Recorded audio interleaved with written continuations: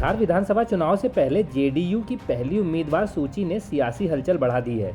इस लिस्ट में कई दिग्गज नेताओं को बरकरार रखा गया है, जबकि कुछ नामों को हटाकर नए चेहरों को मौका दिया गया है। खास बात यह है कि आरजेडी छोड़कर जेडीयू में शामिल हुए छोटे लाल राय को टिकट मिला है, जबकि चंद्रिका राय का नाम लिस्ट से बाहर कर दिया गया। कई पुराने नेताओं को फिर से टिकट मिला, कुछ सीटों पर नए चेहरों को मौका दिया गया। आरजेडी छोड़कर आए छोटेलाल राय को जेडीयू ने तुरंत टिकट देकर बड़ा राजनीतिक संदेश दिया है। हरिनारायण सिंह का टिकट उम्र को लेकर चल रही चर्चा के बावजूद कायम रखा गया।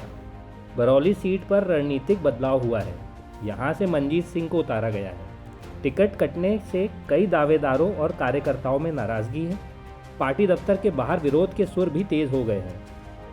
पार्टी सूत्रों के अनुसार नाराजगी को मैनेज करने की पूरी कोशिश की जा रही है। जातीय समीकरण साधने की कोशिश।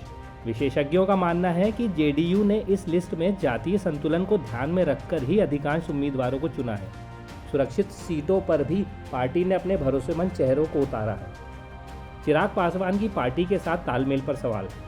जेडीयू और लोजपा के बीच सीट बंटवारे को लेकर असमंजस जारी है। महवा सीट को लेकर खटपट की खबरें सामने आई हैं, जिसकी फाइल फिलहाल दिल्ली में अटकी हुई है। मुस्लिम उम्मीदवारों को अब तक मौका नहीं। पहली लिस्ट में किसी भी मुस्लिम उम्मीदवार का नाम शामिल नहीं है। पिछली बार 11 मुस्लिम चेहरे उतारे गए थे, लेकिन जीत एक में भी नहीं मिली थी। अब नज़र अगली लिस्ट पर होगी, खासकर सीमांचल क्षेत्र की सीटों पर। बड़ी राजनीतिक मौजूदगी, नामांकन ने बढ़ाया माहौल। लखीसराय से डिप्टी सीएम विजय सिन्हा ने नामांकन दाखिल किया, तो मंच पर डिप्टी सीएम सम्राट चौधरी, केंद्रीय मंत्री गिरिराज सिंह और दिल्ली की मुख्यमंत्री रेखा गुप्ता मौजूद रही। इससे साफ संदेश गया कि बीजेपी और जेडीयू इस चुनाव में संयुक्त शक्ति प्रदर्शन करेंगे। इस बार एनडीए पूरा दम दिखाने जा रहा है।